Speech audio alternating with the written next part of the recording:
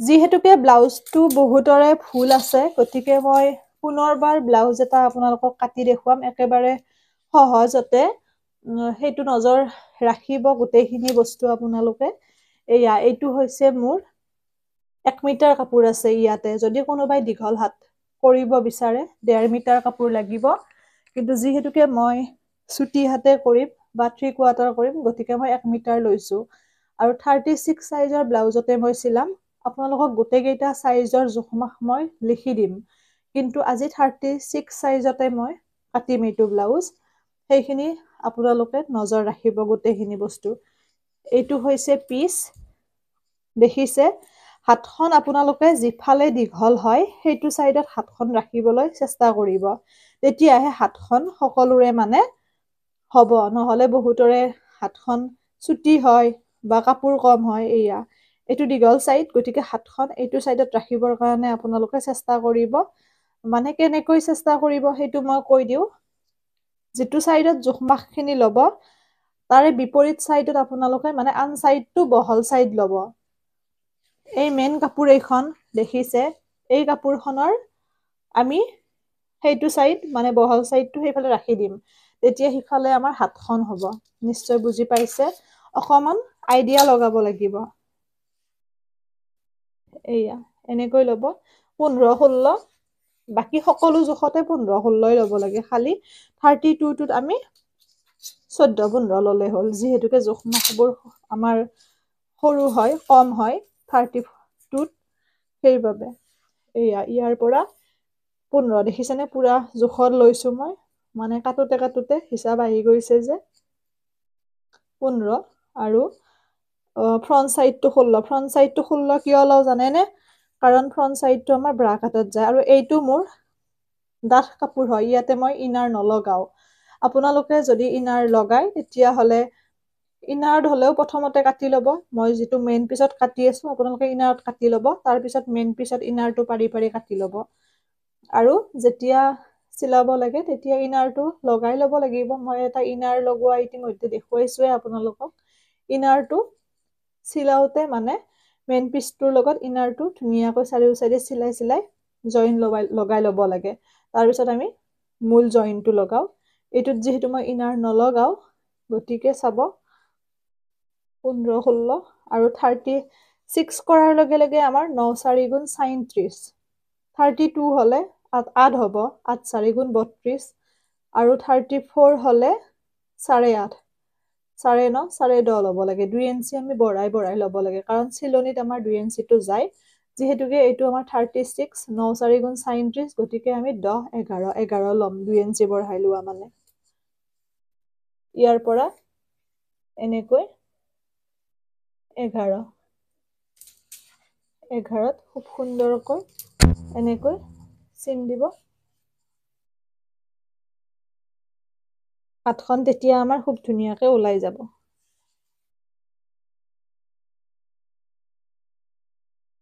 গোটেইখিনি কটৰীটো মই দেখুৱাই দিম কটৰীটোত বহুতৰে সমস্যা আছে চিলনিত কাটোতে ঠিকে হয় বুলি কৈছে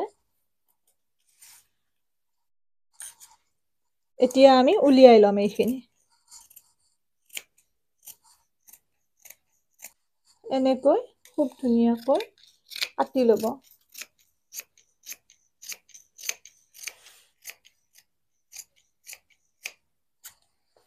একেবাৰে সহজ হয় প্ৰথমতে হাত অহাৰ পিছত আৰু ভুল নালাগে বা আপোনালোকে টান নাপায় এয়া 16টো হৈছে আমাৰ যেটো আমাৰ ফ্ৰন্ট সাইড সেইটো হৈছে 16 মই অকমান ওচৰৰ পৰা দেখুৱাবলৈ চেষ্টা কৰিছো এয়া ফ্ৰন্ট সাইডটো 16 বাকিখিনি জোখমাখ লম যেহেতু প্ৰথমতে আমাৰ সিম্পল কটৰী ব্লাউজটোৱে সকলোৰে পাৰফেক্ট হ'ব লাগিব সেইবাবে মই এটোত বেছি গুৰুত্ব দিছো প্ৰথমতে এনেকে ললো বাকিখিনি জোখমাখ চাব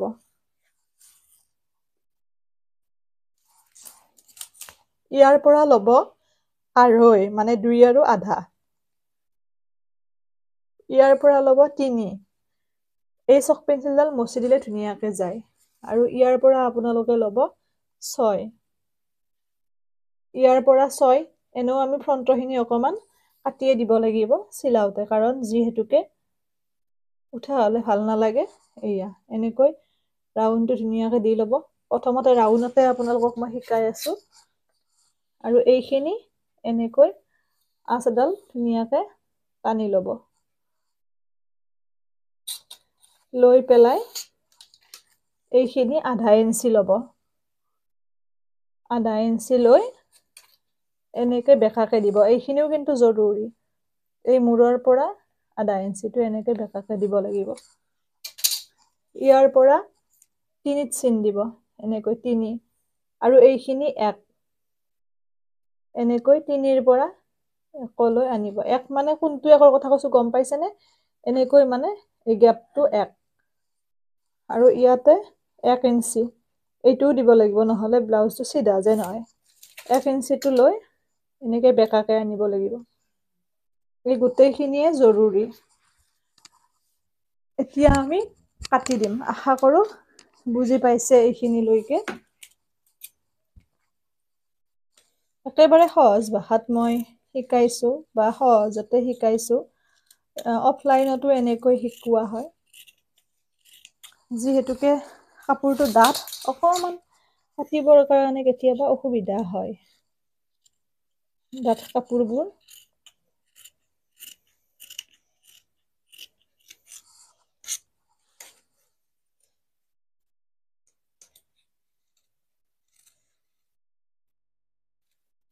কেঁচিৰ ধাৰ আছে, কিন্তু কাপোৰটোৱে বহুত ডাঠ হয়। 4 জাপ হৈছে যে এনেকৈ খুব সুন্দৰকৈ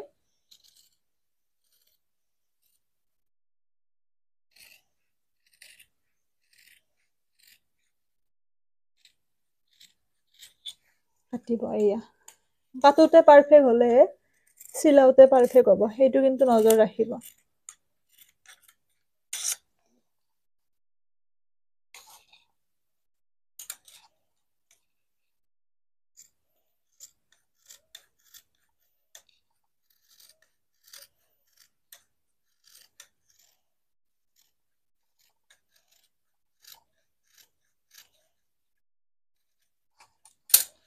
এয়া হৈ গ'ল এইখিনি। এতিয়া আমি ফ্ৰণ্ট চাইডটো উলিয়াই ল'ম। যিটো দীঘল চাইড সেইটো হৈছে আমাৰ ফ্ৰণ্ট চাইড।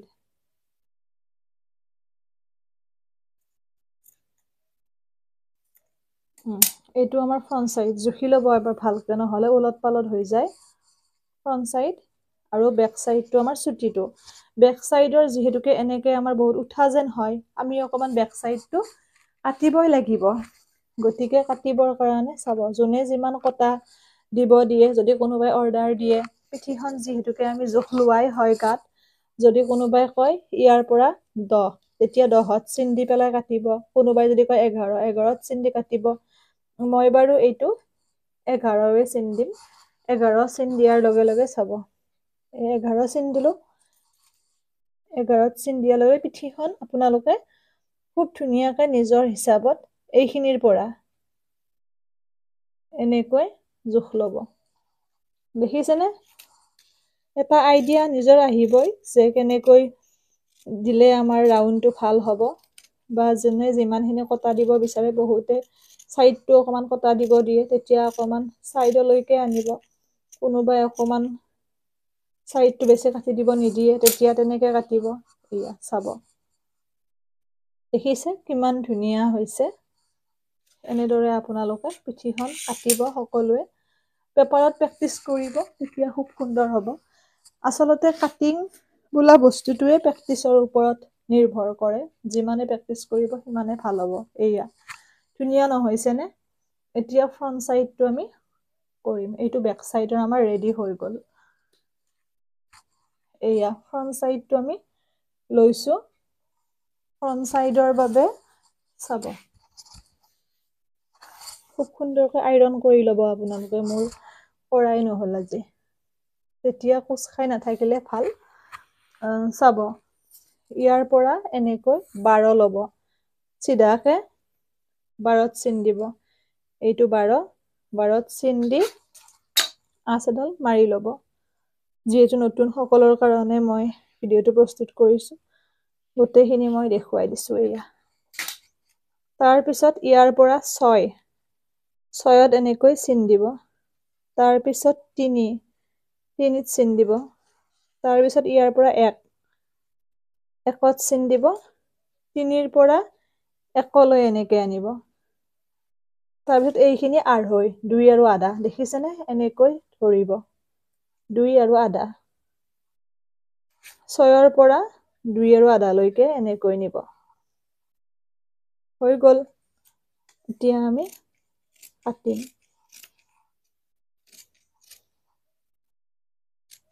ব্ৰা কাটটো মই এবাৰ কাগজত কাটি নেদেখুৱাও, কাৰণ যিহেতুকে মোৰ ইয়াতে কাপোৰ আছে। কাপোৰ যেতিয়া নাথাকে তেতিয়াহে কাগজত কাটি পেলাই আপোনালোকে 2টা পাৰ্ট বনাই। সৰু সৰু কাপোৰ যিহেতু ভালেখিনি থাকে, ডাঙৰ কাপোৰহে নাথাকে, সেইবাবে আমি কাগজত কাটি সেইটো পদ্ধতিও মই দেখুৱাইছো, যাতে কাপোৰ কম হ'লে আপোনালোকৰ খেলি মেলি নালাগে। কিন্তু কাপোৰ থাকিলে আপোনালোকে ধুনীয়াকৈ কাপোৰতে কাটিব পাৰে। এইখিনি হ'ল, এইটো হৈছে ব্ৰা কাট। ইয়াৰে আপোনালোকে, মই দেখুৱাই আছো কেনেকে উলিয়াব লাগে। 2টা পাৰ্টত মই ল'ম, যাতে আৰু বনাব লগা নহয়।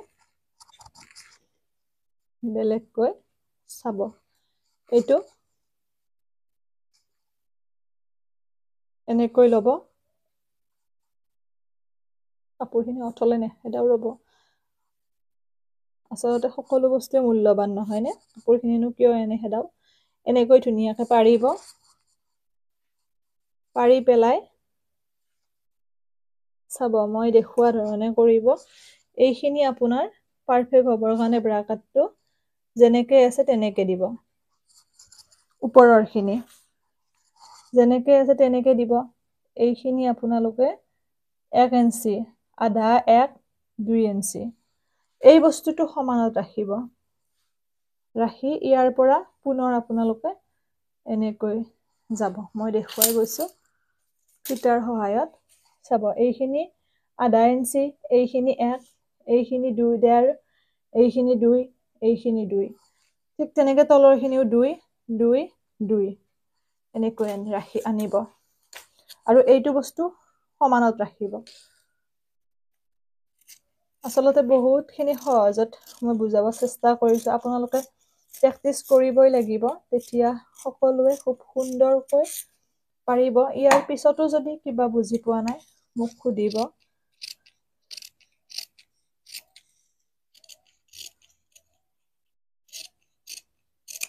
মই আছো সদায় আপোনালোকৰ লগত। এইখিনি এনেকৈ কাটি দিব, হৈ গ'ল। এতিয়া বাকীখিনি চাব। 3 ইঞ্চি ল'ব লাগিব, ইয়াৰ পৰা এয়া 3 লৈ এনেকৈ চিন দি দিব। চিন দি ভাঁজ কৰি দিব। ভাঁজ কৰি পেলাই আপোনালোকে এইখিনি কি হিচাপত কাটিব জানেনে? এইয়া এনেকৈ, একেবাৰে কমকৈও নহয়, একেবাৰে বেছিও নহয়, আধা ইঞ্চিতকৈ সামান্য কম, বা আধা ইঞ্চি ল'লেও কোনো কথা নাই। কাৰণ গেপটো আমাৰ হ'লেহে কটৰৰিটো আমাৰ ভাল হ'ব। বহুতে অকমান কাটি দিয়ে, যাৰ বিনিময়ত গেপটো ভাল নহয় আৰু কটৰৰিটো নুফুলে।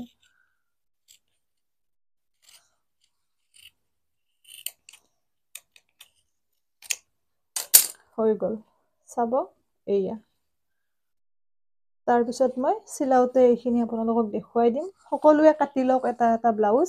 এইটো সকলোৰে পাৰফেক্ট হ'ব লাগিব। খালি নজৰ দি ধুনীয়াকে কাটিব, যেনেকে দেখুৱাইছো এইয়া। আৰু হাতখন কটাটো ইয়াতকে সহজ পদ্ধতি নাই। সেইবাবে মই যাতে হাতখন সকলোৰে পাৰফেক্ট হয়, বা সকলোৱে প্ৰফেচনেলি কাটিব পৰা হয়, সেইবাবে মই এইটো হিচাপতে আপোনালোকক শিকাইছো। কাৰণ যিটো ব্লাউজ আপোনালোকে চিলাব বা কাটিব, সেইটোৰ কাণখন পাৰিলে তাতকৈ আৰু বেলেগ পাৰফেক্ট হিচাপ নাই। এনেকৈ ধুনীয়াকৈ ব্লাউজৰ হাতখন কাটিবৰ কাৰণে এই 2 জাপ, এই 4 জাপ, দেখিছেনে? বহল অংশ মই উলিয়াই থোৱা বাবে একেবাৰে মোৰ কমা নাই কাপোৰটো। এনেকৈ ল'ব। মই 3/4 স্লিভছে দিম। এয়া, যিহেতু ব্লাউজটো মোৰ নিজৰে হয়। এনেকৈ ল'ব, লৈ পেলাই একেবাৰে মূৰৰ পৰা তিনি আপোনালোকে যিমান দীঘল কৰিলেও মূৰৰ পৰা, যিমান চুটি কৰিলেও মূৰৰ পৰা এনেকৈ লৈ 3ত চিন দি ল'ব। 3ত চিন দি আঁচ এডাল মাৰি ল'ব। লৈ পেলাই কাণখন আমি পাৰি দিম। যিখন হাত আমি মানে চিলাম বা যিটো ব্লাউজ আমি চিলাম তাৰে কাণখন পাৰি দিম। আৰু চাব হাতখন পাৰফেক্ট হ'বৰ কাৰণে আপোনালোকে কাণখন এনেকে পাৰিব নোৱাৰিব, বেকাকে নহয়, চিধাকে পাৰিব লাগিব। দেখিছেনে কিমানখিনি পাৰফেক্ট হৈছে? এনেকৈ চিধাকে পাৰিব লাগিব, নহ'লে আপোনালোকৰ কাষলতিৰ তলখিনি ফুলি থাকিব। এয়া অগা দেৱাখিনি আমি ইয়াতে কাটি দিম আৰু বাকী এনেকৈ আমি 1 ইঞ্চি বেকাকে আনিব লাগে, নহ'লে এইখিনি ফুলি থাকে। আৰু এইটো হাতৰ ঘেৰ, যাৰ যিমান শকত ক্ষীণ জুখি পেলাই 2 ইঞ্চি বঢ়াই ল'লে হ'ল।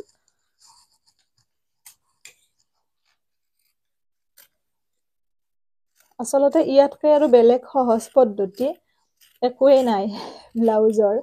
একেবাৰে সহজ পদ্ধতিত মই শিকাওঁ, ভালকৈ প্ৰফেচনেলি, যাতে সকলোৰে সুবিধা হয়। এয়া এনেকে ল'ব।